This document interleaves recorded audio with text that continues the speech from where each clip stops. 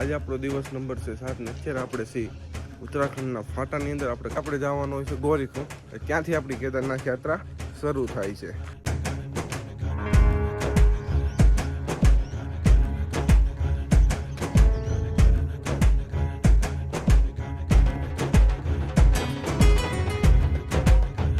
અહીંયા મિત્રો આગળ થાય છે આપણે જે કેદારનાથ ચારધામનું રજીસ્ટ્રેશન કરાયું હોય તેનું.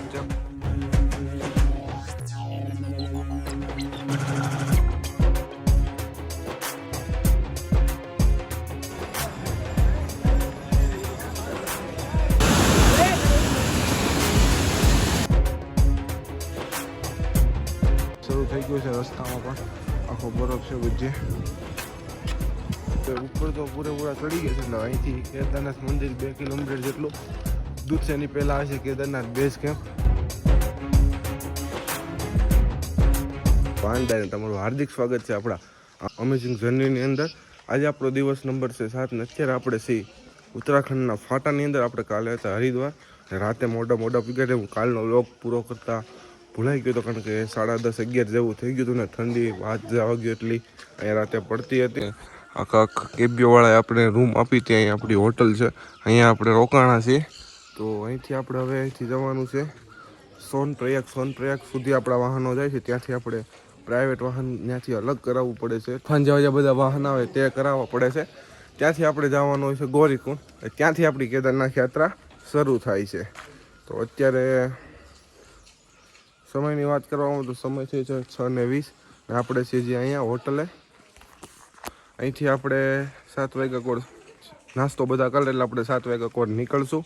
કલાકથી 1.5 કલાક જેટલો રસ્તો છે. ત્યારબાદ રજીસ્ટ્રેશન જે આપણે અહીંયા આવો એટલે ઉત્તરાખંડ સરકાર દ્વારા ચારધામ યાત્રાનું જે રજીસ્ટ્રેશન છે તે રજીસ્ટ્રેશન કરાવવાનું હોય છે. જો તમે હાથે તમારી રીતે આવતા હોય તો તમે જાતે કરાવી શકો, પરંતુ તો તમે કેબીઓ કોઈ અધર પ્લેટફોર્મ ઉપરથી જો તમે બુક કરાવવા આવતા તો તે બધું તમારી જવાબદારી લઈને કરી આપે. જો અહીંયા આવો તો ખાસ નોંધ તો લેજો કે ગરમ કપડાં લાવવાનું ભૂલતા નહીં, કારણ કે ઠંડી જો અહીંયા બહુ જ પડે છે ને ઉપર કેવી ઠંડી છે, વરસાદ છે એનો કંઈ અંદાજ નથી. તો આગળ આપણા વ્લોગમાં કન્ટિન્યુ થયો, બધું જ તમને બતાવું કેવો વરસાદ છે. લોકો ગયા છે મિત્રો તે પણ કહે છે વરસાદ ઠંડી નથી એટલી બધી, પરંતુ વરસાદ અત્યારે કાલે હતો અને લાઈન બહુ લાંબી છે. કારણ કે જે રજીસ્ટ્રેશન થયું હોય તેનું લાઈન બહુ લાંબી છે, તેનું ફોર્મ ને બધું ત્યાં ચેકિંગ થાય છે એટલા માટે. તો આગળ આપણા બ્લોગની અંદર કન્ટિન્યુ બન્યા રહેજો. ને કંઈક આ ટાઈપ છે આપણી હોટલ.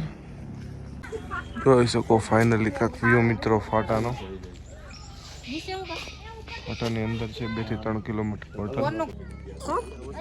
તમારી હાથમાં જોઈ શકો તે છે કપૂર અને એલચીમાં રૂમાલ બાંધીને, કારણ કે જો તમે અહીંયા આવતા હોય તો આ ખાસ લાવો, કારણ કે શ્વાસને તકલીફ હોય તો ઉપર જતા વાંધો ના આવે આના હિસાબે કપૂરના એના કારણે.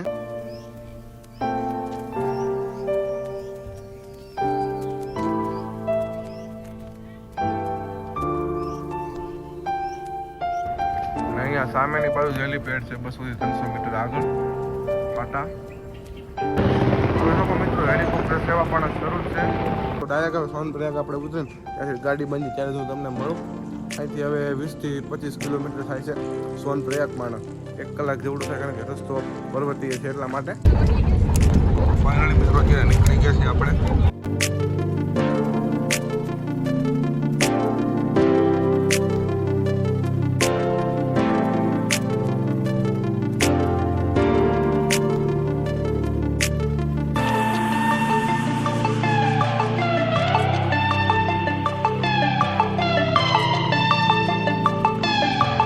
તો અત્યારે મિત્રો આપણે પહોંચ્યા છીએ સીતાપુરની અંદર.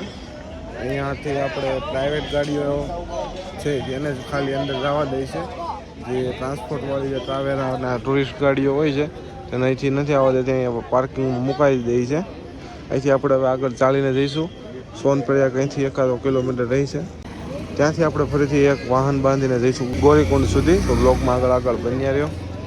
આ છે કાંક સીતાપુરનો વ્યૂ જોઈ શકો તમે પહાડો વચ્ચે. તો મિત્રો ચાલતા થઈ ગયા છે આપણે. સોનપ્રયાગ થોડુંક ચાલવાનું છે, ત્યાંથી આપણે વાહન મળશે આગળ. અને મિત્રો આપણે એક લાકડી લઈ લીધી છે. શરૂઆતમાં જો તમે આવતા તો ત્યાં આપને ઉતારે ત્યાં તમને સસ્તામાં મળી રહી છે. તો ભાવ તો કરશે, પણ ગુજરાતી હોય એટલે તમને ભાવમાં કાંઈ ઉપાધિ નહીં રહી, સસ્તું થઈ જાય. 30 રૂપિયાની આપણે પડી છે.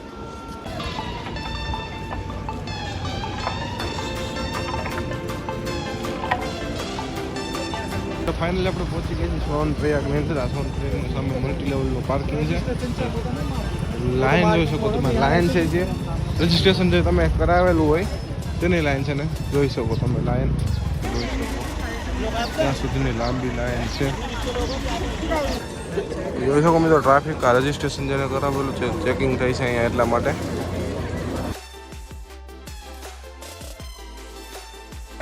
અહીંયા મિત્રો આગળ થાય છે આપણે જે કેદારનાથ ચારધામનું રજિસ્ટ્રેશન કરેલું તેનું ચેકિંગ સ્કેન થાય છે આપણી પીડીએફને જે ડોક્યુમેન્ટ હોય તે બધા. ત્યારબાદ મિત્રો ચેકિંગ થયા બાદ આવી રીતના સિંગલ લાઇનમાં ઠેઠ સામે તમે જોઈ શકો ત્યાં સુધી ચાલીને જવાનું છે ઉપર. ત્યાંથી તમને ટેક્સી ને એવું મળી રહી છે.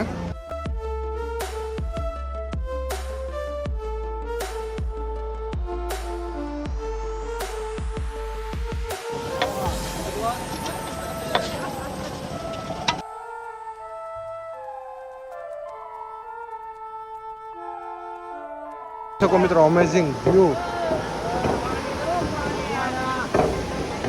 ફાઇનલી મિત્રો ટ્રાફિકમાંથી નીકળી ગયા છે ને હવે અહીંથી આપણે એક જીપ કહી શકો કે 10 જણાની બાંધવાની હોય છે. એક જીપની અંદર 10 જણા એલાઉડ હોય છે, સામે સાથે બીજા નહીં. ને એક જણાના 50 રૂપિયા પર વ્યક્તિ ટિકિટ હોય છે.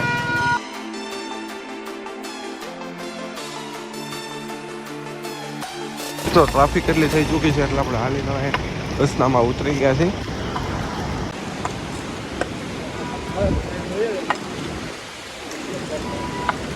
તો ફાઇનલી મિત્રો અત્યારે પહોંચી ગયા છીએ આપણે ગોરીકુંડ અને આ છે ને હવે અહીંથી આપણી કેદારનાથ યાત્રા શરૂ થાય છે. આપણો ફૂલ તૈયારીમાં છે ને આગળ વરસાદ ને એવું પણ છે. તો અને અહીં નીચે છે આપણે જે વાહનમાં આવ્યા તેનું પાર્કિંગ. તો હવે અહીંથી આપણે આગળ નીકળશું. કેદારનાથ યાત્રા શરૂ થાય છે ત્યાં. અહીંયા તમને ઓપ્શનમાં પાલકી અને ખચ્ચર ને એવું બધું મળી રહેશે. અહીંયા તમને આગળ પહેલાં પાલકી મળશે, આગળ જતાં ખચ્ચરની સુવિધા પણ મળશે. તો તમને ટેક્સી ઉતારે છે ને ત્યાંથી 400 થી 500 મીટર ચાલીને જવાનું હોય છે ગોરીકુંડ સુધી. ત્યાંથી આપણી કેદારનાથની યાત્રા શરૂ થાય છે. તમે હાલી શકો એમ ન હોય તો અહીંયા પીઠું પણ તમે કરી શકો છો. 400-500 રૂપિયા કે એવા અરાઉન્ડ કોસ્ટ તમારા વજન પ્રમાણે લે છે. મિત્રો આપણે પહોંચી ગયા છીએ ગોરીકુંડ. સામે જોઈ શકો લખેલ છે કેદારનાથ પેદલ માર્ગ. ત્યાંથી શરૂ થાય છે આપણે ચાલીને જવાનો રસ્તો. ગોરીકુંડ એટલે મિત્રો ગરમ પાણીના કુંડ છે જ્યાં ગોરી માતાજીનું મંદિર આવેલ છે. તો આપણે નીચે આવીએ છીએ ગોરીકુંડમાં. આ છે મિત્રો ગોરીકુંડ જ્યાં ગરમ પાણીનો કુંડ છે અને બાજુમાં જોઈ શકો નદી આવી રહી છે. આ છે ગરમ. તો મિત્રો ફાઇનલી આ છે કેદારનાથનો મેઇન ગેટ. જ્યાં આમ તો ગોરીકુંડથી જ થઈ જાય છે પણ આ મેઇન ગેટ બનાવવામાં આવે છે જ્યાંથી આપણી પરિક્રમા સ્ટાર્ટ થાય છે. ગેટવે એટ ગોરીકુંડ, કેદારનાથનો મેઇન ગેટ. ચાલો મિત્રો વિડીયોની અંદર આગળ કન્ટિન્યુ બન્યા રહો અને આવા સુંદર મજાના વ્યૂ જોતા રહો.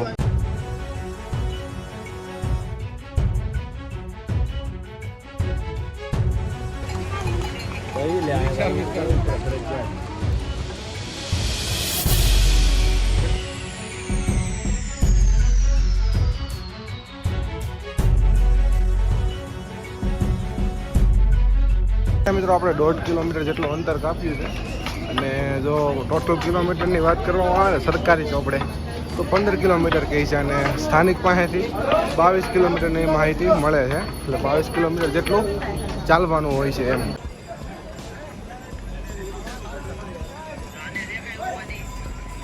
આપણે ફાઇનલી 2 કિલોમીટર જેટલું આગળ હાલીને આવ્યા છીએ. સામે હજી આપણે દેખવા મળ્યા છે બરફના પહાડો. મિત્રો જઈએ છીએ અમે સારા જોરદાર મસ્તીના વ્યૂ આવતા રહે છે. તમને પણ બતાવતો રહીશ.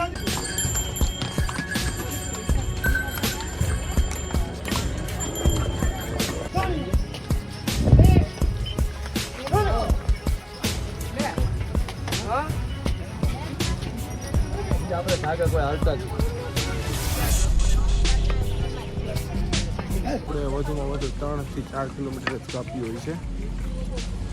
ચઢાઈ એકધારી ઊંચી છે. તો આગળ વધતા જઈએ છીએ કેમ કે ઠંડીનું પ્રમાણ પણ વધતું જાય છે અને ઓક્સિજન લેવલ પણ ધીમે ધીમે ઓછું થતું જાય છે.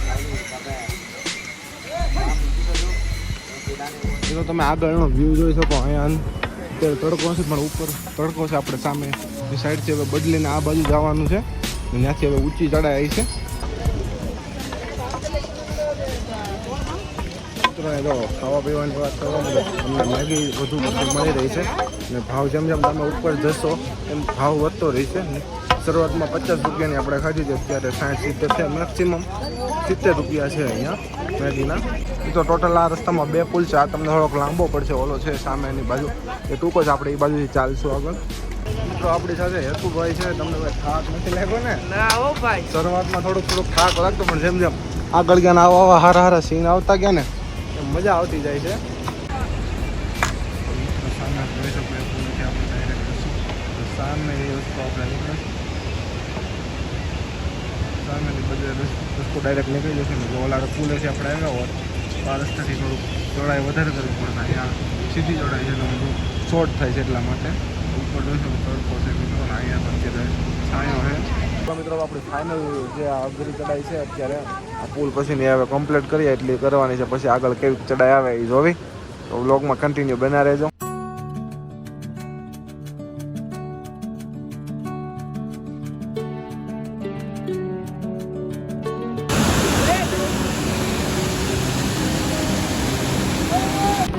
મિત્રો અત્યારે સમય થઈ રહ્યો છે 6 વાગ્યા, સાંજનો સમય થઈ રહ્યો છે. જોઈએ આપણે અંદાજ તો 9 વાગ્યા તરફ પૂગવાનો છે. ડાયરેક્ટ આપણે મંદિરે નહીં જઈએ, આપણે જે એજન્ટ છે એનો ત્યાં આપણી હોટલ છે ત્યાં જઈશું. મંદિરે કાલે દર્શન કરશું. જોઈ શકો મિત્રો આપણે હજી 4 થી 5 કિલોમીટર દૂર છે ને, અહીંથી બરફ શરૂ થઈ ગયો છે. રસ્તામાં પણ આખો બરફ છે વચ્ચે. ફાઇનલી મિત્રો અત્યારે આપણે ઉપર તો પૂરેપૂરા ચડી ગયા છે. એટલે અહીંથી કેદારનાથ મંદિર 2 કિલોમીટર જેટલું દૂર છે. એની પહેલાં આવે છે કેદારનાથ બેઝ કેમ્પ, જ્યાં આપણે રોકાવાનું છે કેબીવાડ તરફથી. ત્યાં ટેમ્પરેચરની વાત કરવાનું તો 3 સેલ્સિયસ છે, ઠંડી ફૂલ છે અહીંયા અત્યારે. હવે આપણે જઈશું કેમ્પ તરફ. ઉપર 1 વાગે શરૂ કર્યું હતું ને અત્યારે 11 જેવો સમય થઈ ચૂક્યો છે. તો અત્યારે આપણે ફાઇનલી પૂગી ગયા છે. એટલે